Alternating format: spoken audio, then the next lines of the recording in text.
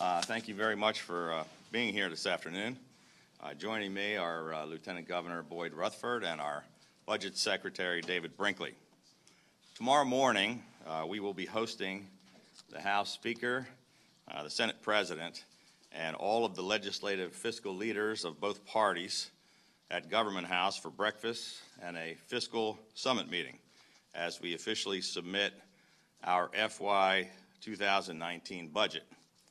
Our administration has pledged to bring fiscal restraint to Annapolis and to hold the line on spending, and for nearly 3 years we have.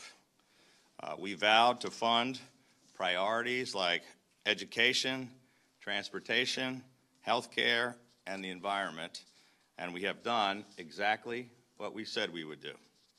The FY 2019 budget that we will submit tomorrow successfully slows the rate of growth while still funding our priorities. Once again, we will provide historically high record funding for K through 12 education, our fourth consecutive budget to do so. This is the most money ever spent on education in the history of our state. This budget achieves our goal of fully funding program open space for the first time in more than a decade. It ensures that Maryland's most vulnerable citizens have access to critical health care services. This budget again limits tuition growth to 2% at Maryland's universities, colleges, and community colleges. Our FY 2019 budget will again maintain nearly $1 billion in cash reserves. Our budget accomplishes all of this without resorting to gimmicks, without raising taxes, without cutting services, and without raiding dedicated special funds, as had been the practice in the past. And for the fourth straight year, our budget is 100% structurally balanced. Just 3 years ago, our administration inherited a $5.1 billion structural deficit. The day after I was sworn in, we submitted the first structurally balanced budget in a decade, and we eliminated nearly all of the $5.1 billion structural deficit which we inherited. We did this without eliminating agencies, departments, or services, without layoffs or furloughs, and while providing record funding for education. With our second budget, we continued to stress fiscal restraint. We worked together with members of the legislature to pass our budget in both houses with very little disagreement or debate, and we were able to achieve $1 billion in the rainy day fund and preserve an additional $440 million cash surplus. Last year, we submitted a budget that actually decreased general fund spending in real dollars while still funding all of our priorities. We have now completed 4 budgets in a row with no new taxes, and we have actually cut taxes 3 years in a row by more than $700 million. As a direct result of our fiscal discipline, belt-tightening, and business-friendly policies, our state has had one of the best economic turnarounds in the nation.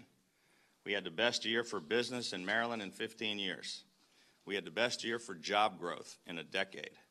We went from losing 100,000 jobs to gaining more than 130,000 jobs, and we lowered our unemployment rate to 3.9%. We've had the fastest job growth in the Mid-Atlantic region, and we're doing better than most of the other states in the country. Because of the fiscal restraint that we have instituted for the past 3 years, we are in much better shape today than we otherwise would have been. We knew that cleaning up the financial mess that we inherited would continue to require tough decisions and a multi-year effort, even with the economic resurgence that we have experienced. Unfortunately, due to forced increases in spending by the legislature, state spending is once again growing faster than our revenues are. Our economy is growing, and state revenue is projected to increase by more than $3 billion over the next 5 years. But over that same period, legislatively mandated spending is expected to increase by an additional $4.5 billion. Our administration has repeatedly cautioned the legislature against these unsustainable forced increases in spending, which now accounts for 84% of the state's budget, and which have put our budget on autopilot for even more spending increases that we simply can't afford. Let me just repeat that again, because I want to make sure you got it. Currently, and there's a chart here somewhere that shows that, one with the dollar bill on it, currently 84 cents out of every single dollar is mandated spending by the legislature, leaving our administration only the 16 cents to do all of our budget planning, belt tightening, and reining in of spending. It is just common sense, and all Marylanders understand that you simply can't keep spending more money than you're taking in. Last year, not only did the legislature ignore our warnings about the need to stop mandated spending increases, instead, they actually proposed a staggering $2.8 billion in new forced spending increases in just the short 90 days that they were here in Annapolis.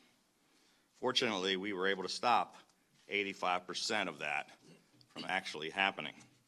But in spite of our best efforts, they were still able to ram through another $418 million in new mandatory spending increases. So once again, our administration will introduce legislation to control these forced spending increases which exceed revenues. We're hopeful that this year members of the legislature will finally put aside the failed tax and spend policies of the past and instead work together with us to permanently put Maryland's fiscal house in order. Now let me go into a few of the specifics of our 2019 budget. As I mentioned, for the fourth year in a row, we will provide historic, unprecedented levels of education funding. In this budget, we put a record $6.5 billion into K-12 education, which is above and beyond the spending formulas proposed by the legislature. Let me make this very clear. Not only will every single penny that every single jurisdiction anticipates from the state for education be fully funded at 100%, but in addition, every single school system in Maryland will see increased investment by the state. Our budget includes an additional $140 million in direct aid, $15.2 million over and above the legislature's formulas in direct aid to schools. And we are investing an additional $365 million more in school construction funding, which is the biggest investment in school construction in a decade. This brings our administration's new investments in school construction to $1.4 billion. Our budget will provide $1.38 billion to the University of Maryland, which also represents an increase over last year. Community colleges, again, are fully funded in our budget. In fact, we're providing them $261 million, which is also a record, the most ever invested in our community colleges. Our budget includes $10 million dedicated funding dedicated to increasing the number of graduates in STEM-related fields. We have $3 million for the innovative Smart Buy program, which helps families afford to become homeowners and helps them pay off their student loan debt.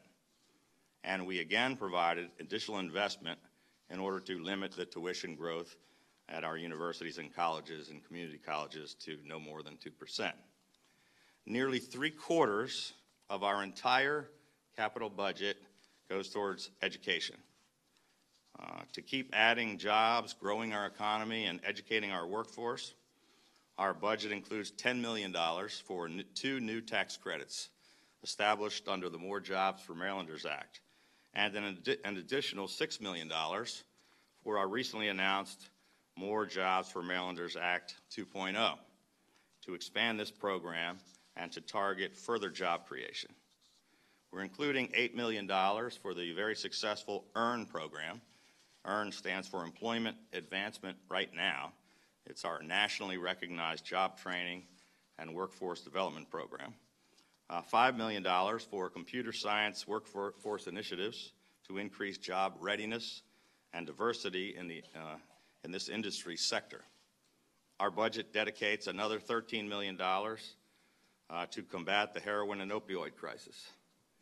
To continue to safeguard Maryland's environment for the next generation, our budget provides nearly $53 million to fully fund the Chesapeake and Atlantic Coastal Bays Trust Fund for the third straight year, and $6 million for the Rural Maryland Prosperity Investment Fund. We include $2 million to provide statewide access to high-speed internet.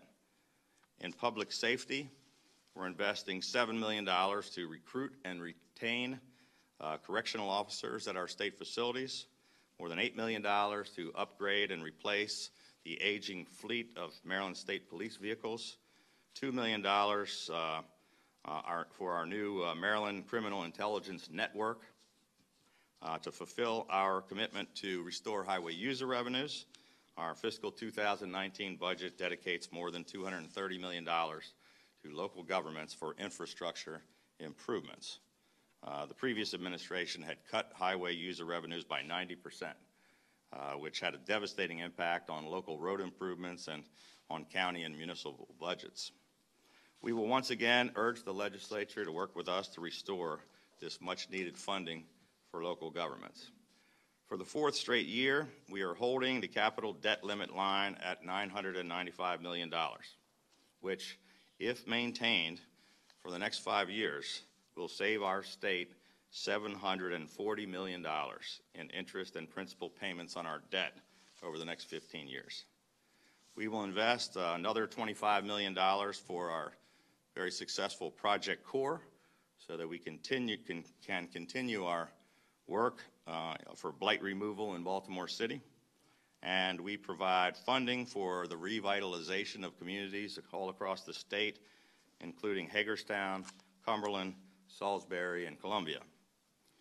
For the past 2 years, the budgets submitted by our administration have included money for the Fair Campaign Finance Fund.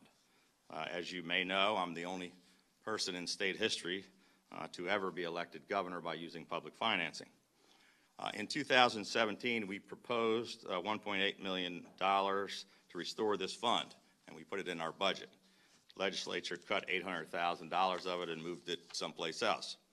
In 2018, our budget included another $1 million needed for the fund, and the legislature completely removed all of that funding.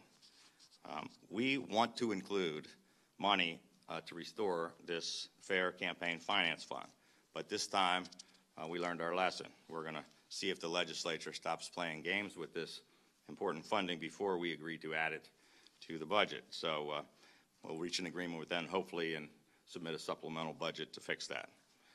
Interestingly, I think there's somebody that's talking about using that fund that voted against the funding. Just as a side item.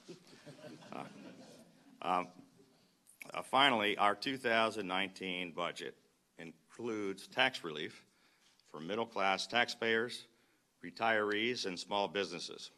We will also submit legislation to protect Marylanders from potential negative impacts of federal tax reform on Maryland taxes.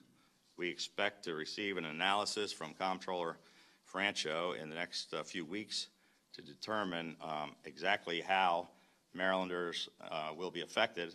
However, it is very clear that due to the loss of several long-standing federal tax deductions and exemptions, that Maryland state revenue will likely increase by up to $1 billion. Our legislation will be designed to protect Maryland taxpayers and hold them harmless from any negative effects of the federal tax bill on state taxes. Our goal will be to leave all of that money in the pockets of hardworking Marylanders. This will prevent up to a $1 billion tax hike on Marylanders. I made this announcement on December 20th, and we've been working very hard for the past month. And today I'm very excited because I understand that we now may have actually convinced the President of the Senate and the Speaker of the House to get on board with our proposal. An overwhelming majority of Marylanders support our fiscal efforts and our effort to hold the line on taxes and unsustainable spending.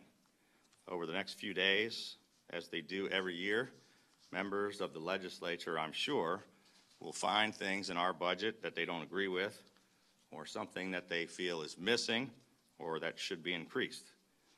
Our proposal is simply the first step. The legislature will now have the next 84 days to review our proposals, to debate the details, and to make whatever changes they feel are necessary. And we are eager for them to begin that process. My hope is that they will roll up their sleeves, sharpen their pencils, and that we can work together in a common sense, bipartisan manner to rein in spending and to finally figure out how to live within our means. With that, I'll be happy to answer any questions.